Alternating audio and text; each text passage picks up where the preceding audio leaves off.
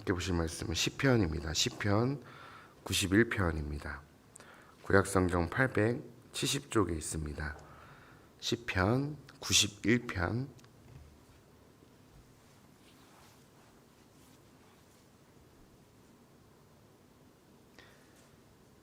구약성경 870쪽 시편 91편 1절로 16절 끝절까지 말씀입니다.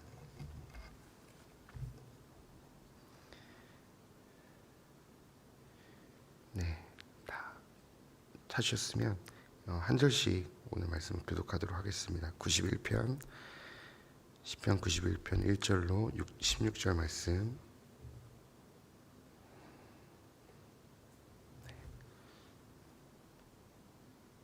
제가 먼저 읽겠습니다. 지존자의 은밀한 곳에 거주하며 전능자의 그늘 아래 사는 자여,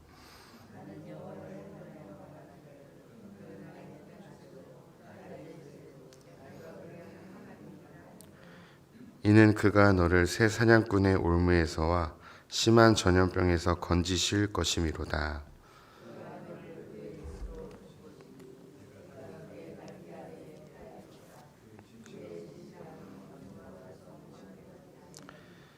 너는 밤에 찾아오는 공포와 낮에 날아드는 화살과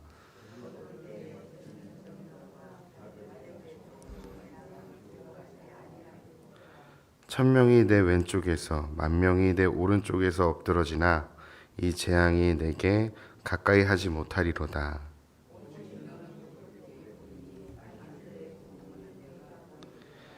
내가 말하기를 여호와는 나의 피난처시라 하고 지존자를 너의 거처로 삼았으므로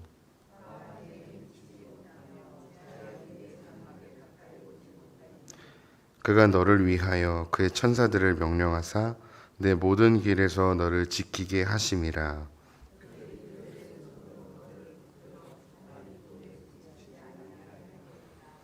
내가 사자와 독사를 밟으며 젊은 사자와 뱀을 발로 누르리로다.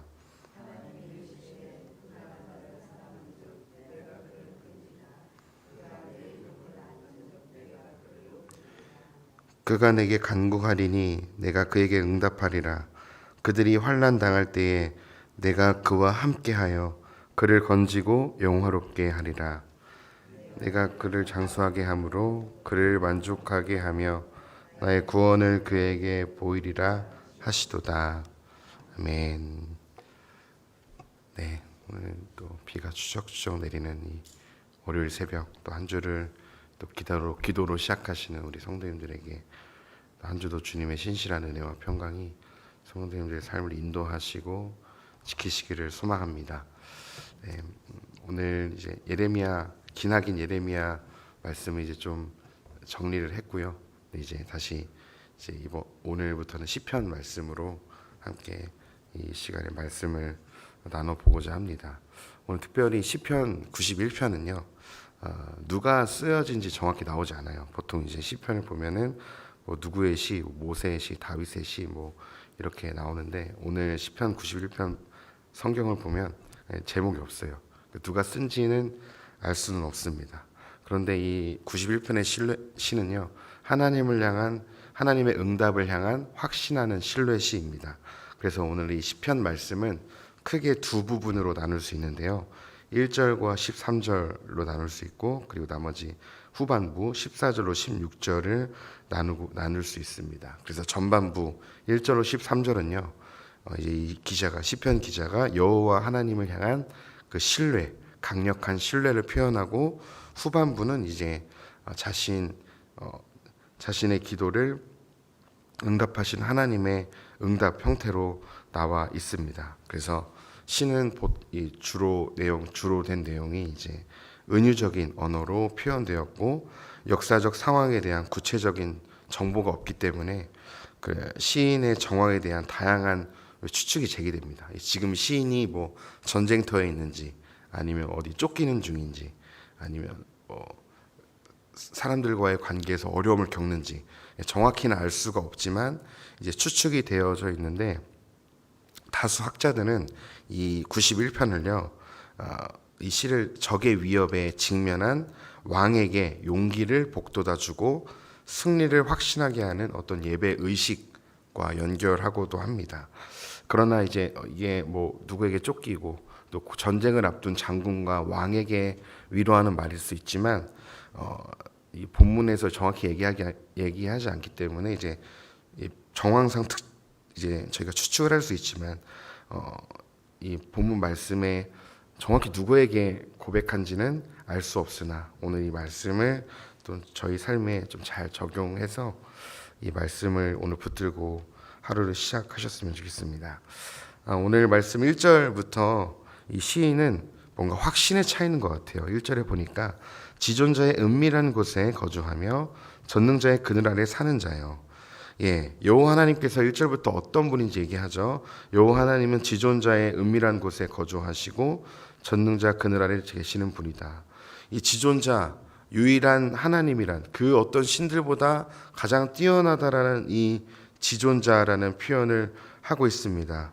그 하나님은 은밀한 곳에 거주하시는 분, 사람들이 다 알지 못하는, 사람들이 상상할 수도 없는 곳에 거하시는 분이죠. 참 말이 이상합니다. 지존자는 모두 다 모든 사람이 아는 곳에 계신 것 같은데 지존자는 은밀한 곳에 거하시고 전능자의 그늘 아래 사는 자예요. 이렇게 고백하고 있습니다. 그래서 무엇보다 자신이 여호와를 향해서 이렇게 고백하고 있어요. 자신이 이 지존자 하나님 안에 거하고 있고 전능자 하나님의 그늘 아래 살고 있다고 이야기하고 있습니다. 그러면서 이제 3절로 8절에서는 그렇다면 이 시인이 어떻게 하나님을 이렇게 편지를 시작하자마자 지존자시다, 전능자시다라고 어떻게 이렇게 하나님을 향한 확실한 신앙 고백이 어디서 비롯되었는지 이제 3절과 8절에서 그 이유를 밝히고 있습니다. 특별히 이 시인은요, 누군가를 향해서 여호와께서 이미 앞으로 행하실 일들을 선포하고 있습니다.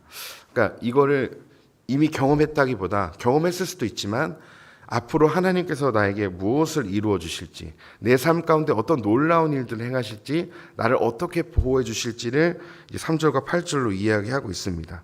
특별히 3절부터 이렇게 얘기하죠. 그가 너를 새 사냥꾼의 올무에서와 심한 전염병에서 건지실 것이라고 말씀하셔요. 그리고 그분의 진실하심이 방패가 되셔서 밤에 찾아오는 공포와 낮에 날아드는 화살과 어두울 때 퍼지는 전염병과 밝을 때 닥쳐오는 재앙을 두려워하지 않을 것이라고 선포합니다. 그래서 이 내용을 보았을 때 자기 자신에게 하는 말인 것 같기도 하지만 어떤 믿음으로 충성된 신하가 전쟁을 앞둔 장군과 왕에게 위로하는 말인 것 같기도 해요.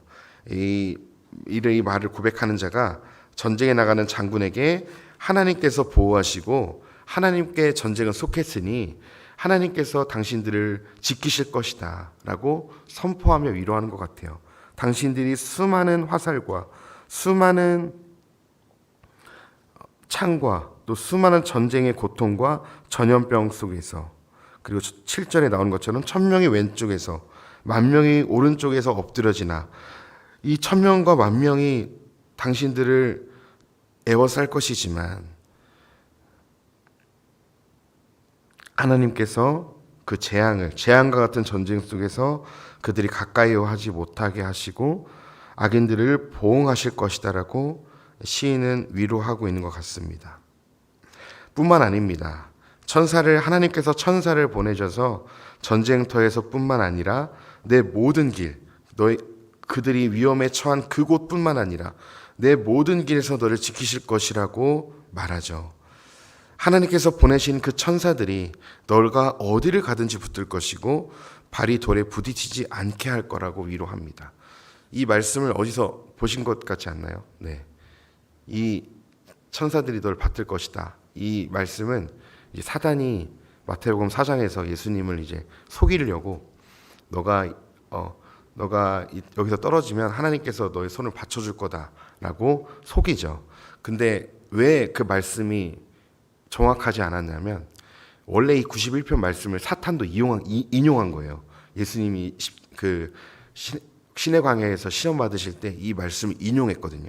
근데 어떤 것을 오용했냐면 하나님은 이 말씀을 뭐라고 기록하셨냐면 너가 어디를 가든지, 너가 전쟁터에 있든지 광야에 있든지 예루살렘에 있든지 어디에 가든지 지키시겠다는 말씀이었는데, 사단은 거기에서만, 신의 광야에서 너가 여기서 떨어지면 하나님이 구하시겠다고 말씀한 거죠.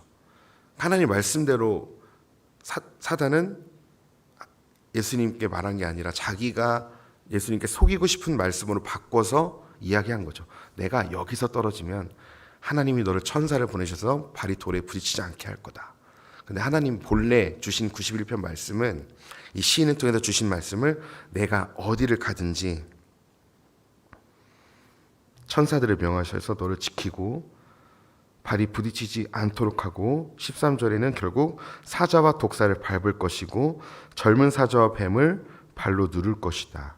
하나님은 너를 보호하실 뿐만 아니라 내가 어디로 가든지 너를 승리케 하실 것이라고 이야기합니다. 이 확신에 찬 고백에 대한 이제 하나님께서 이제 응답을 주셔요. 그게 이제 14절로 16절인데요. 하나님께서 자신을 이렇게까지 신뢰하는, 내가 어디를 가든지 나를 보호해 주실 것이고, 하나님이 수많은 화살과 수많은 그 전쟁터에서, 10,000명이 넘는 그 전쟁터에서 너를 재앙으로부터 건지실 거다라고 고백하는 이 자에게, 이 자가 누군지 모르겠지만 하나님께서 그 자에게 응답하신 내용입니다. 그 말씀을 이렇게 말씀하십니다. 14절에 이렇게 말씀하셔요. 하나님이 이르시되 그가 나를 사랑한즉 내가 그를 건지리라. 그가 내 이름을 안즉 내가 그를 높이리라. 네, 하나님께서 말씀하시나, 이렇게까지 나를 사랑하고 나를, 내가 누구인지 아는 자를 내가 건지고 내가 높일 것이다. 여기에서 이 14절 중반절에 내 이름을 안즉에서 이 알다라는 말은요, 히브리어로 야다라는 말인데, 이것은 어떤 의미가 담겨 있냐면 남자와 여자가 동침하여서 서로가 발가벗은 것을 다 아는 것을 의미합니다. 즉 하나님과 내 사이에 아무것도 감춰진 게 없이 그분과 내가 하나가 됐을 때 그것을 안다라고 표현해요. 즉 나를 사랑하고 내 앞에서 아무것도 감출 것 없이 그대로 내 민낯을 드러내는 자에게 내가 그를 건질 것이고 내가 그를 높이겠다고 말씀하십니다. 이 말씀을 저에게 조금 적용해 봤으면 좋겠습니다. 하나님께서 저와 성도님들에게 원하시는 것은 많은 봉사와 많은 헌금과 열심히 드리는 예배, 중요하죠. 근데 하나님이 원하시는 진짜 본질은 우리가 보여지는 것이 아닙니다. 우리가 어떻게 얼마나 드리느냐, 얼마나 봉사하느냐, 그것은 믿음에 대한 반응일 뿐, 하나님이 저와 성도님들에게 진짜 원하시는 것은 하나님을 온전히 사랑하는 거예요. 우리가 하나님을 있는 그대로 받아들이고 하나님만 사랑하는 겁니다. 그리고 그분을 알기 위해서 우리가 그분께 늘 가까이 가는 거예요. 하나님을 사랑하고 하나님을 아는 자에게 하나님이 건지시고 높이실 뿐만 아니라 어떻게 하셔요? 15절에 그가 내게 간구하리니, 그 사랑하고 나를 아는 자가 내게 간구할 때 어떻게 하시냐면 15절 말씀을 보시면 내가 그에게 응답하리라. 그리고 그들이 그 나를 사랑하고 나를 아는 자가 환난을 당할 때 내가 그와 함께하며 그를 건지고 영화롭게 하리라. 하나님을 사랑하고 아는 자를 하나님께서 그 기도를 응답하시고요, 그들이 환난을 당할 때 그들을 버려두지 않으시고 함께 하신다는 말씀입니다. 진짜 힘들고 어려울 때 가장 큰 복이 뭐냐면 하나님이 그 길을 나와 함께 동행하시는 거예요. 아, 내가 진짜 혼자가 아니구나. 아, 하나님께서 나와 함께 계시는구나. 하나님이 나를 붙드시는구나. 그것이 진짜 성경에서 말하는 복이죠. 하나님 나와 함께 하심, 하나님 나와 동행하심 뿐만 아닙니다. 하나님을 사랑하고 하나님을 아는 자에게 16절에 어떻게 또 말씀하십니까? 내가 그를 장수하게 함으로 그를 만족하게 하게 하며 나의 구원을 그에게 보이리라.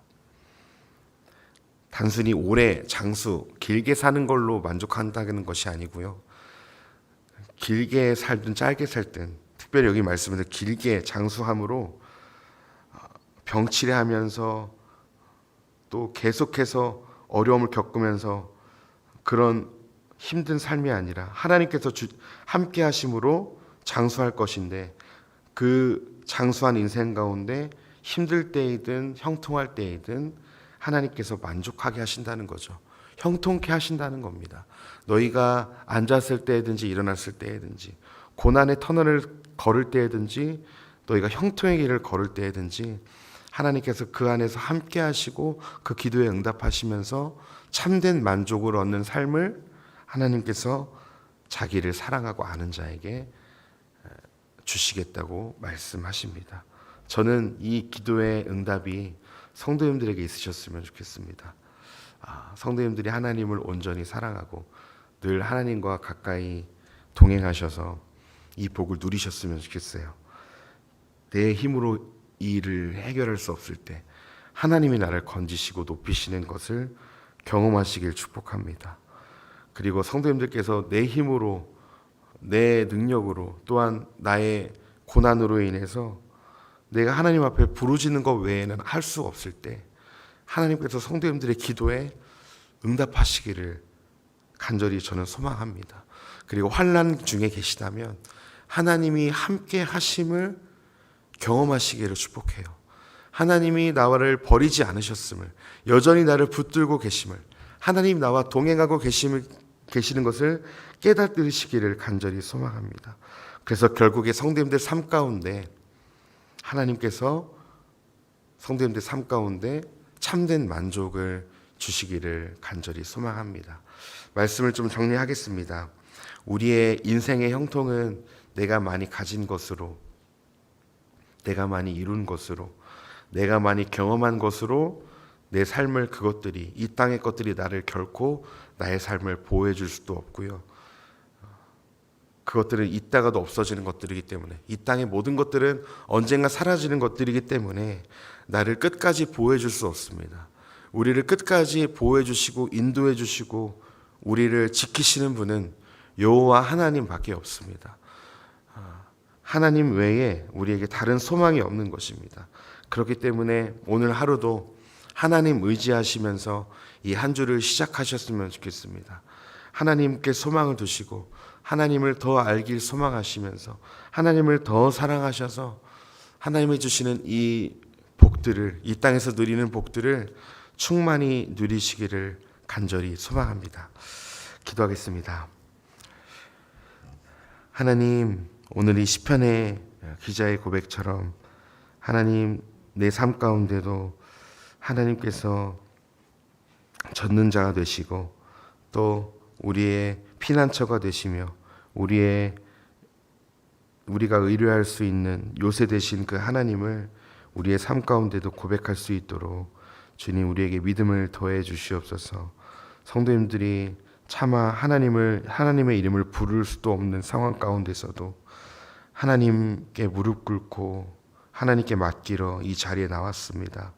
하나님을 사랑하고 하나님을 더 알길 원하는 우리의 고백 가운데 하나님께서 우리를 건져주시고 우리의 간구에 응답해 주시며 환난 때에 하나님이 우리와 함께 하심을 깨닫게 하여 주셔서 우리가 두려움과 걱정에 안주하는 것이 아니라 하나님을 바라보며 오늘도 기쁨과 감사함으로 한 주 시작할 수 있도록 도와주시옵소서.